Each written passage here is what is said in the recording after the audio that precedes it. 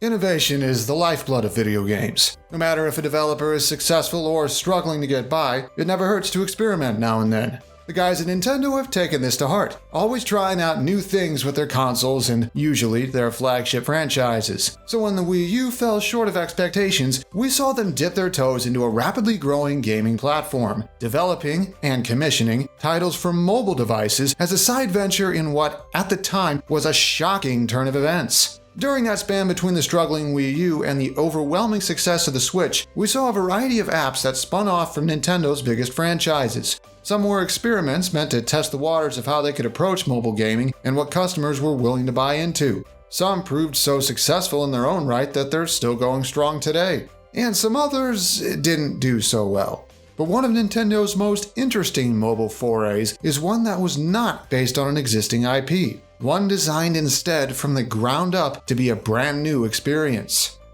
This is Challenger Approaching, where we take a character who isn't playable in Smash yet and go deep into detail on what they could be like if they got in for real. Our challenger this time is, strangely, a figure in Nintendo's modern era who has yet to actually appear on a Nintendo console. But if he can overcome his unusual origins and every obstacle on his path, he has the potential to become so much more. Euden!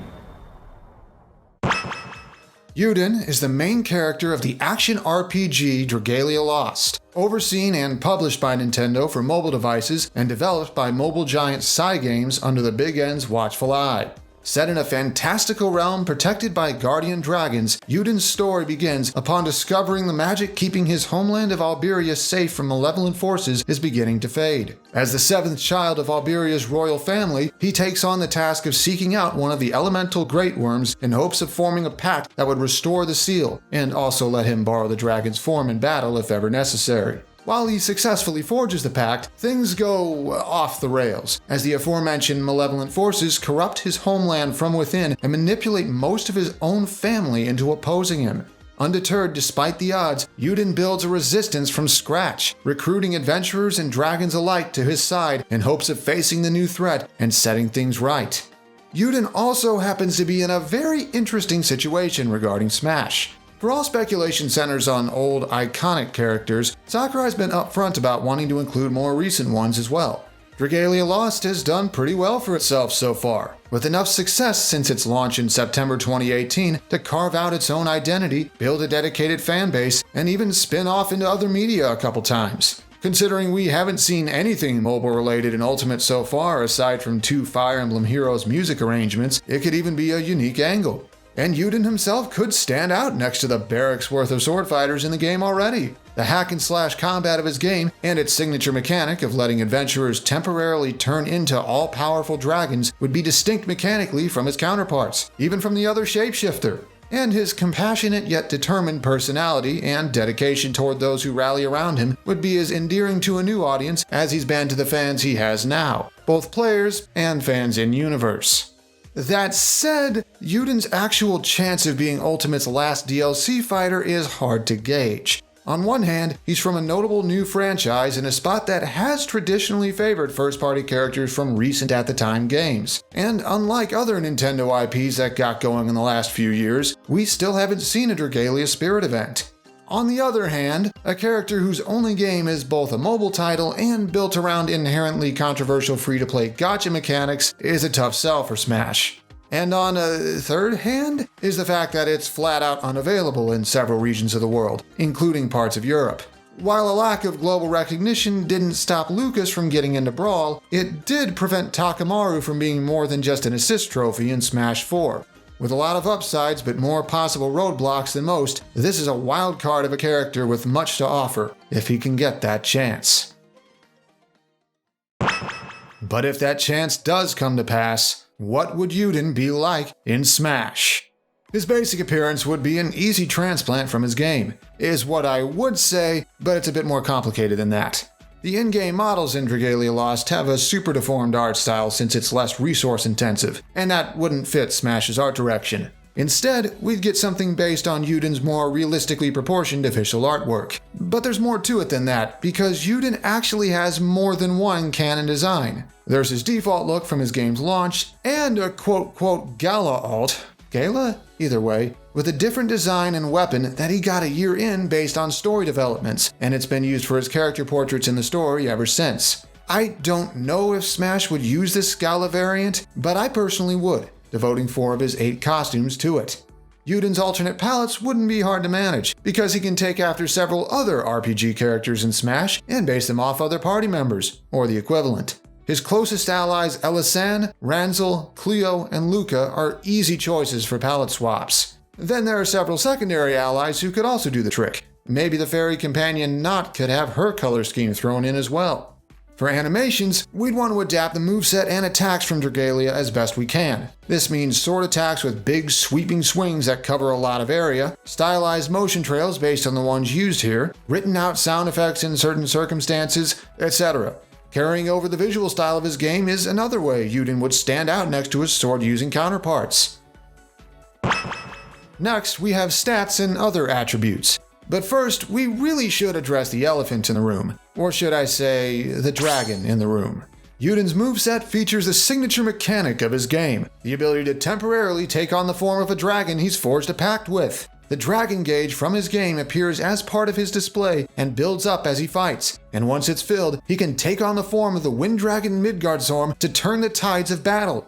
When in this form, Euden's stats undergo a radical change, becoming stronger and faster overall, mostly, and gaining 2 additional mid-air jumps to give him 4 jumps total. His attacks also change, altering his A-button moves to use body blows, claw swipes, and wind magic in place of sword swings, maintaining similar animations and hitboxes since he's adapting them to this new form, and completely replacing his specials with new ones entirely. His attacks even deal increased shield damage in this form, enough that blocking just a couple would put opponents at risk of getting shield poked. And he gains innate armor that makes him immune to knockback from all but the strongest of moves. Needless to say, Euden is a major threat in this form, but there are some things to keep in mind. While he gains a small amount of meter over time, he gets most from dealing damage to opponents, and he gains none from taking damage. This is not a comeback mechanic, it's more built for momentum, just like how he plays in Dragalia itself. He may have knockback immunity while transformed, but not only does he still take damage, getting hit while in dragon form makes you lose meter just like in Dragalia, shortening the time the transformation will last. And for balance purposes, the default duration of Euden's transformation gets shorter the more damage he has. Activated at low percents and it lasts about 20 seconds, but if he's at 150%, it only lasts half as long. You're probably thinking Euden's playstyle revolves around using this mechanic. And you're absolutely right. We've seen this kind of dynamic gameplay before, but Euden takes it to a whole other level, basically becoming a boss for short periods of time. And his player would have to think like one too, striking fear in opponents and landing devastating blows while taking as few stray hits as possible to make the most out of each transformation. But that doesn't mean he's a pushover in human form. While his main goal is building up the dragon gauge, he's still a competent sword fighter who can do sword fighter things. His attacks lean more toward offensive footsies than defensive disjoint zoning, so he wants to fight proactively, staying at arm's length and using his attacks to outbox his opponents. Euden's stats are complicated because he has 2 sets of them. In human form, he has the typical RPG protagonist build, albeit a little shorter than usual because he looks younger than he is. He is better at taking a hit than he seems, sitting in the cruiserweight class between medium and heavy. But when he borrows the form of Midgardsorm, all bets are off, becoming by far the biggest and heaviest fighter in the game, a whopping 15 points heavier than Bowser and standing so tall that even Ridley sits in his shadow. Smaller than in Dragalia proper, so he's not too easy to hit, but he's still an imposing figure. Euden's mobility stats also change radically. I wasn't kidding earlier.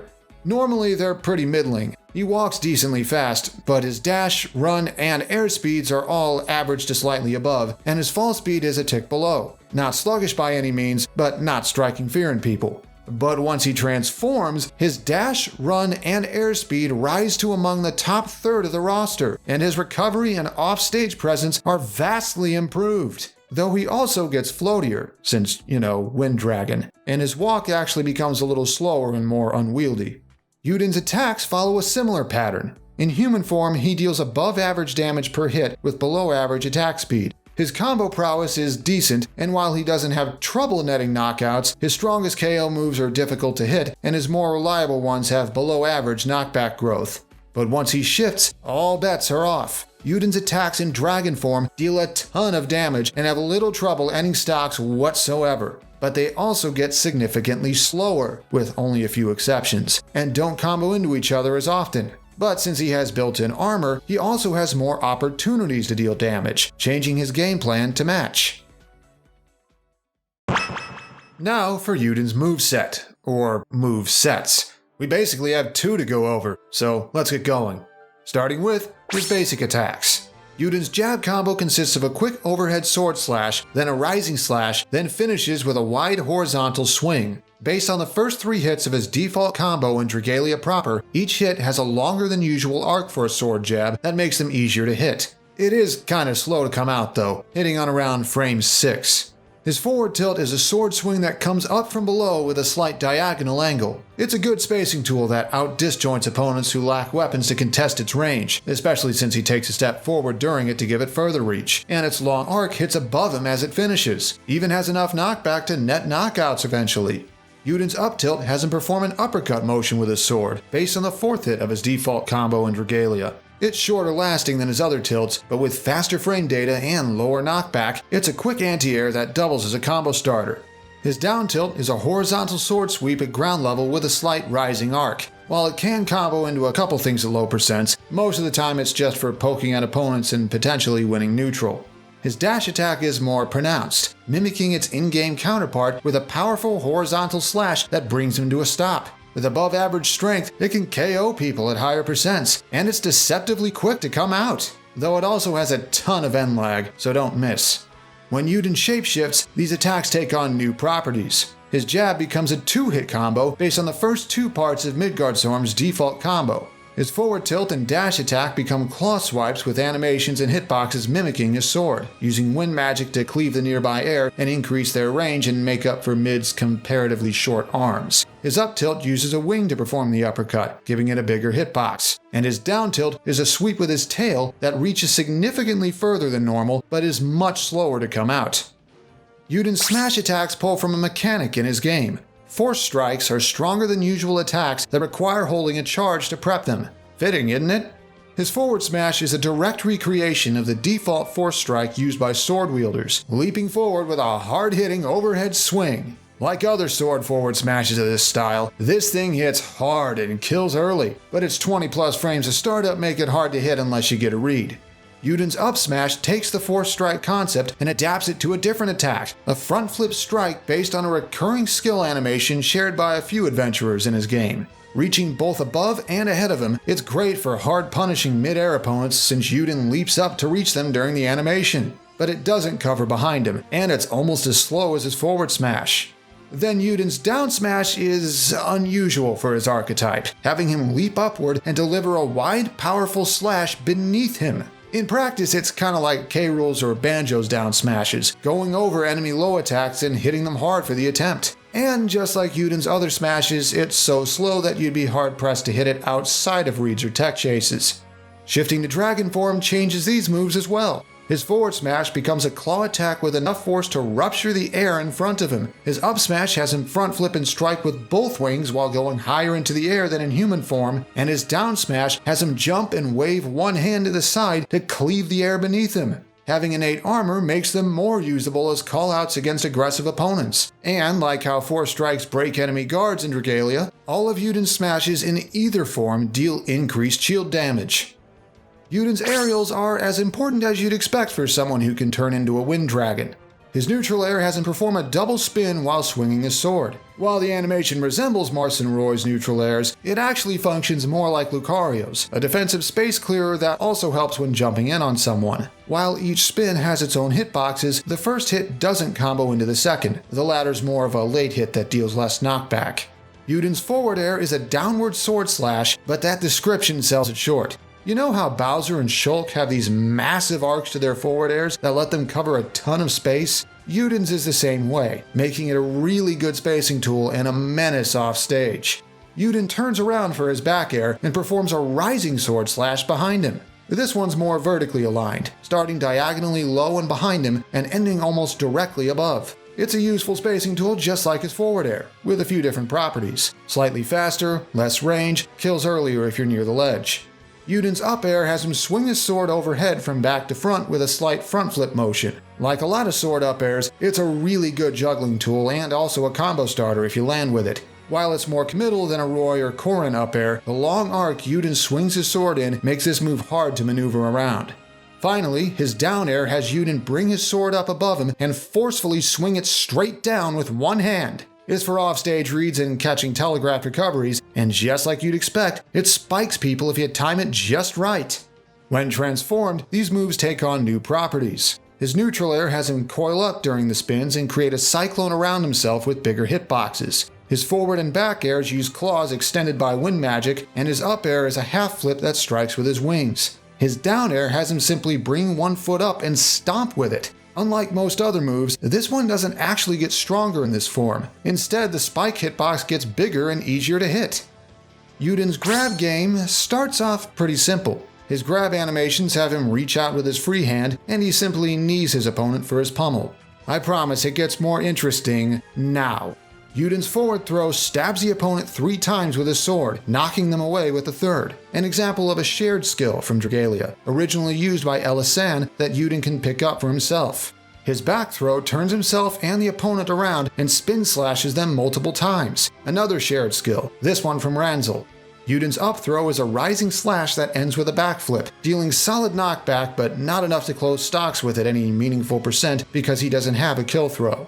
But he does have a combo throw, as his down throw has him grab the opponent with one hand, spin forward once while bringing them up over his head, then slam them into the ground with low enough base knockback to combo into his neutral or up airs up through 50%. Why haven't I mentioned any dragon stuff yet? Because Euden actually loses the ability to grab while in that form. He may be a dominating force, but he's also more straightforward and reliant on using his heightened shield pressure to threaten defensive opponents. Let's close this with a few taunts, such as one where he performs an obligatory sword fighter flourish, one where he cheers like in his game, and one where Not briefly appears to show her support before quickly skedaddling. You thought that was crazy? That's nothing. Time now to go over Euden's specials, both sets of them. Starting with his default neutral special. Now what you expected? Rising Circlet is one of the signature skills of Euden's Gala variant, forming a fortress-shaped barrier of light that damages enemies in range and leaves behind an area of effect that buffs the damage output of anyone in the party. For our Smash version, Euden holds his sword in both hands and focuses. The longer you hold the B button, the more he charges. Let go, and he plunges his sword straight down, forming the barrier of light around him and pushing nearby enemies away. The longer you hold the charge, the larger and greater damaging the barrier gets, starting about a platform size and able to reach 1.5 times that. And if you take around 3 seconds to charge it all the way, the barrier leaves behind a zone of light that lingers for about 10 seconds afterward. Any attacks Euden performs while in this zone deal increased damage. Rising Circlet is built for clearing out space and pressuring ledges or get-ups, but the extra effect from a full charge means you can also use it to force opponents to come to you out of fear of letting you get the buff zone. That said, it's less useful if you're the one who has to approach at the moment, like if you're playing from behind. And the hitboxes aren't that tall and you're committed to it once you start charging, making you vulnerable to getting jumped in on if anyone's close by. But when Euden shapeshifts, his neutral special in dragon form completely changes. Gale Blast is an attack Midgardsorm uses when you fight him as a boss, and he also pulls out a variant of it as a playable adventurer in humanoid form. Long story. On use, Euden begins charging wind energy instead of light, forming a stack of up to 4 small cyclones in front of him. Release the B button, and he sends them forward one after the other at rapid speed. And if you charge it all the way, the cyclones gain minor homing properties, curving their trajectory toward nearby opponents just like Samus's missiles. An outright zoning tool, Gale Blast lets Euden control space from a distance and wage projectile wars while transformed in ways he can't normally. If opponents think they can simply run away from him until his gauge empties, they have another thing coming. Though just like Rising Circlet, you can't store the charge and can't cancel out by shielding or jumping. The Cyclones may deal a lot of damage, but they don't kill until very late percents. And whatever you do, don't let them get reflected back at you. That's the neutral specials down. Now what about Euden's side specials? In human form, he pulls out something more expected. Blazing Circlet is one of his base version's signature skills, a spin maneuver wreathed in fire that pulls enemies in and deals multiple hits, building your dragon gauge by more than usual if it damages something. On use, Euden infuses his sword with fire and advances forward with a set of 3 increasingly pronounced spins, finishing with a burst of flame at the end. Nice on its own, but there's more. If you hold B at the start, Euden focuses for a moment before going into the spin. This version is slower to come out and therefore harder to hit, but it deals more damage, and if the third part connects, it raises your gauge by an extra amount. Blazing Circlet is a burst option with a little extra tacked on. By default, it's already useful for punishing whiffed attacks or catching landings, but hit with the held version and you gain extra momentum on top of it. Though the held version's greater startup makes it more situational, pretty much reserved for callouts. And like most other burst options, this move has a ton of end lag that leaves you a sitting duck if it doesn't hit. But what does Euden get while in dragon form? Actually, something pretty similar. Tornado Tail is the signature skill of Midgardsorm's base form and serves a similar purpose as Blazing Circlet, which it does in our concept here as well. On use, Euden lunges ahead and performs a similar spin maneuver, swinging his tail in a circle while wreathed in wind. This version only deals 2 hits, but he moves faster during it, and each hit deals more damage and has much more range. And you can hold this one too at the beginning, getting a stronger version that moves even faster, able to traverse most of an average stage length. Tornado Tail plays a similar role as Blazing Circlet for a form who can threaten with it much more freely. You can still use it as a whiff punish or landing trap, but its greater damage and knockback and the innate armor in this form lets you overpower enemy attacks and punish them for the very act of pressing a button, as long as you're willing to take the hit to your gauge. That said, it does still have a ton of end lag, so if your opponent gets out of the way, they're free to whiff punish you instead. Next we have Euden's recovery moves, and if you're familiar with his abilities at all, you probably saw this coming too. Exalted Fire is his base form's other signature skill, a rising slash followed by a wave of flame that scorches enemies in a line ahead. That first part makes it the go-to choice for an up special. Our version starts out just like the original, with Euden leaping into the air with a sword slash that brings anyone immediately ahead up with him. Then he gathers fire into his sword and swings again to release a crescent-shaped wave that scorches anyone in its path, including anyone he brought up with him. The projectile is nowhere near as huge as in the original game, but you can aim it to an extent. Press nothing and it goes straight forward, or press down and he aims it diagonally downward instead. As a recovery move, Exalted Fire leaves some to be desired, going only about as far as Shulk's Air Slash with little freedom of movement. But as an attack, it's much better. A decently quick anti-air and out-of-shield option that punishes people who try to get too aggressive on you. You can even aim the projectile at the end in 2 different ways to harass recoveries without needing to go off stage yourself. Though since you go into freefall afterward, make sure you don't miss. I bet you're thinking Euden's dragon form counterpart must be better for recovering. And you're absolutely right. Grand Tempest is the signature move of the variant High Midgardsorm, summoning an outright tornado on the spot to damage anyone in its path. We're gonna adapt it here to recover with. On use, Euden surrounds himself with the Tempest instead, dealing multiple hits to any enemies close by. Then with a mighty flap of his wings, he uses the swirling wind as leverage to propel himself up and away with enough force to disperse the winds and anyone caught in them. And if you press down as he takes flight, he sends the tornado downward as it disperses.